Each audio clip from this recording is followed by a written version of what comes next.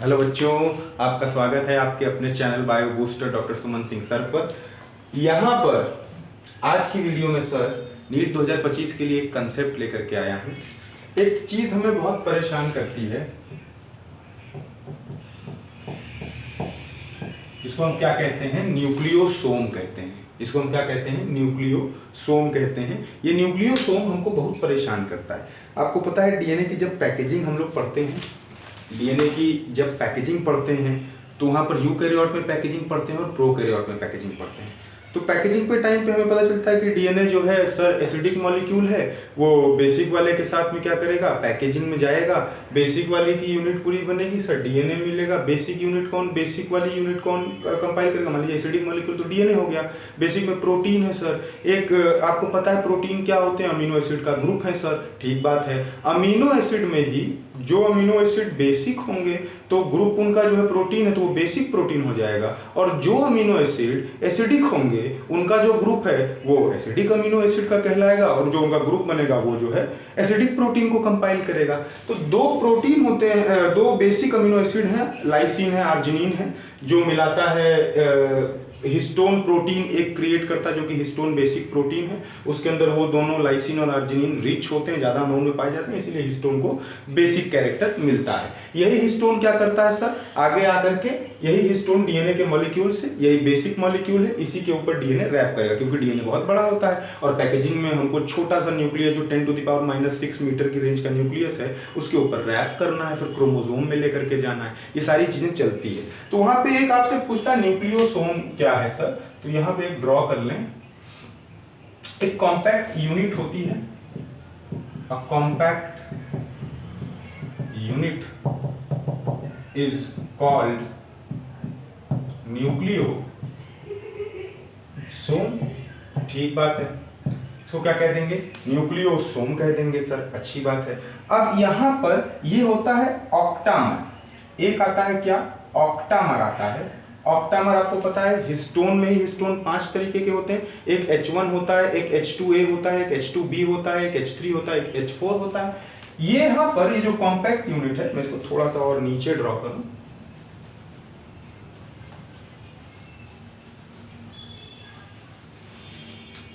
जो basic part से ही, basic protein के हिस्टोन के पार्ट से ही 4 लोग आते हैं एक ऑक्टामर में।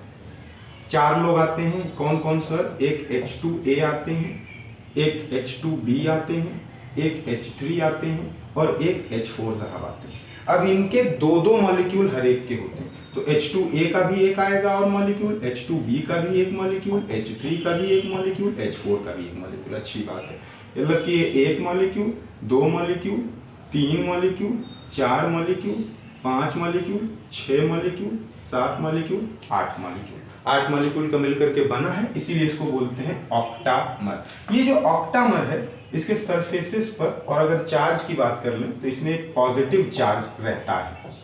इसमें क्या रहता है सर? पॉजिटिव चार्ज रहता है। सर आप 4 बना दिए, एक H2A बना दिए, एक H2B बना दिए, एक H3 बना दिए, एक H4 बना दिए, H1 कहाँ है सर? यहाँ पर एक लगा हुआ डीएनए आता है, हिस्टोन प्रोटीन आता है, H1 हिस्टोन।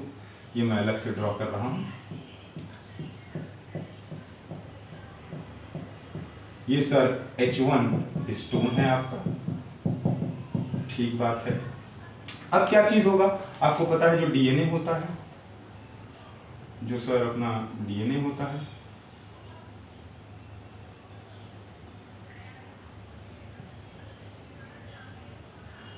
ये क्या बना रहे हैं सर? डीएनए बना रहे हैं, डबल स्ट्रैंडेड है। ये डीएनए जो अपना है ये शुगर फॉस्फेट की बैकबोन है, शुगर फॉस्फेट की बैकबोन है। आपको पता है नाइट्रोजन बेसिस अंदर की ओर होते हैं, यहाँ A तो इसके साथ में T रहेगा, यहाँ G तो 3 बॉन्ड C रहेगा, अंदर रहते हैं नाइट्रोजन बेसिस प्रोजेक्टिंग इनसाइड। ठीक बात है सर, यहाँ तक बात ठीक है सर। इस पे होता है नेगेटिव चार्ज।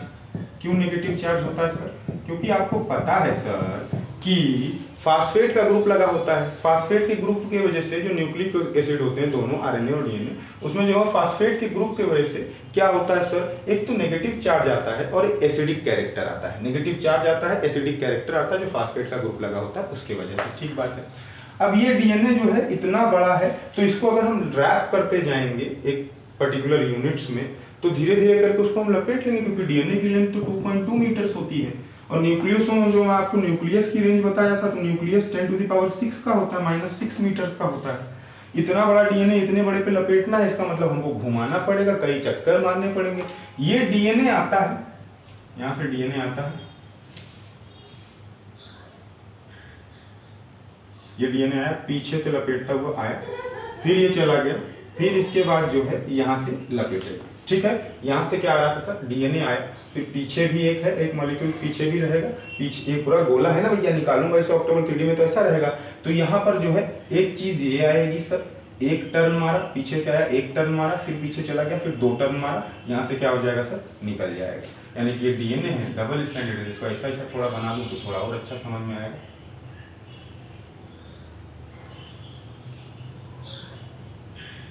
पीछे से सर आ जाएगा सर, अच्छी बात है सर, ये हो जाएगा सर, यहीं से निकल जाएगा।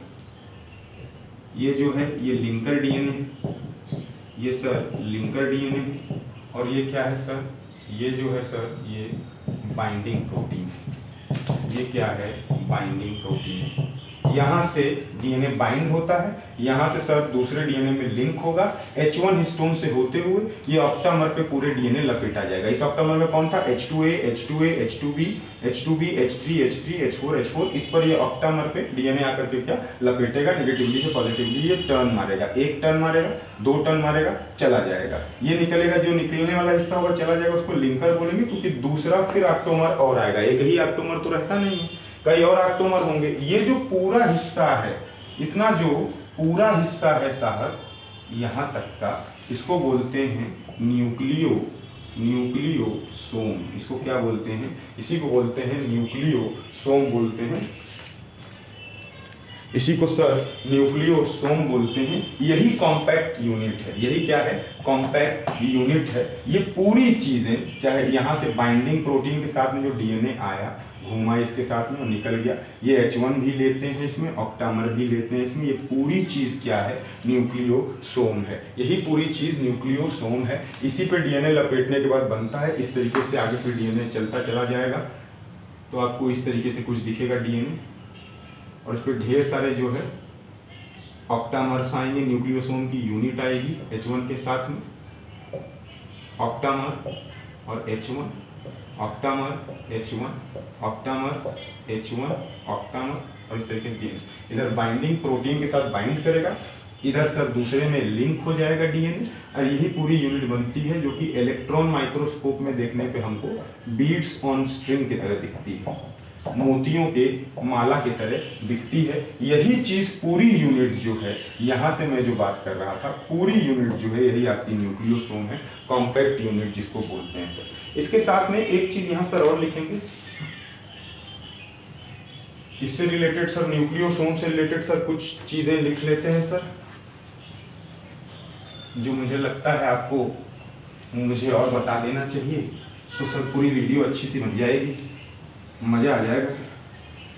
क्या हो जाएगा सर, मजा आ जाएगा सर। एक कॉन्सेप्ट और बता दीजिए, एक कॉन्सेप्ट और लिख लीजिए। क्या लिख लीजिए कि a typical nucleosome, a typical nucleosome has 200 base pairs. A typical nucleosome has 200 base pair of DNA helix. तो आप खुद से भी ये बता सकते हैं कि सर कितने न्यूक्लियोसोम होंगे अगर 2.2 मीटर लेंथ का डीएनए है, तो एक के पास इतने होंगे तो कितने लगेंगे, ये भी एक कहानी अलग हो जाएगी। जिज्ञासा है तो कमेंट सेक्शन में ये भी बता सकते हैं सर कि कितने जो है न्यूक्लियोसोम रहेंगे बीड ऑफ स्ट्रिंग स्ट्रक्चर में, क्योंकि जो ये बीड्स ऑन स्ट्रिंग वाला स्ट्रक्चर जो मैं आपको बना के दिखाया था अभी थोड़ी देर पहले सर, ये octamer H1, octamer H1, octamer H1, octamer H1, ये जो बीड्स ऑन स्ट्रिंग वाला स्ट्रक्चर बना के दिखाया था, यही ऑक्टामर है, इसके साथ में H1 है, जो एक ऑक्टामर से जाएगा दूसरे से डीएनए लगने के लिए, बीच में से लटकता हुआ नहीं जाएगा, एक और बीच में आता है H1, उसके बाद फिर जो है लिंक दूसरे में हो जाता है, इधर बाइंडिंग प्रोटीन में रहता है। तो ये पूरी यूनिट जो है, ये पूरी यूनिट जो है, ये क्या है सर? न्यूक्लियोसोम है, ये न्यूक्लियोसोम है। ठीक बात, अच्छी बात। इलेक्ट्रॉन माइक्रोस्कोप पे देखेंगे तो बीट्स ऑन स्ट्रिंग दिखता है, पीछे बता दिया हूँ आपको। ये चीज़ अपनी हो गई न्यूक्लियोसोम से रिलेटेड, तो किसी भी तरीके से कंफ्यूज नहीं होना फ्यूचर डॉक्टर्स, क्योंकि आपने टारगेट सेट करके रखा है। इजी वीडियो, इजी कॉन्सेप्ट है जो आपके हेल्पफुल रहेगी।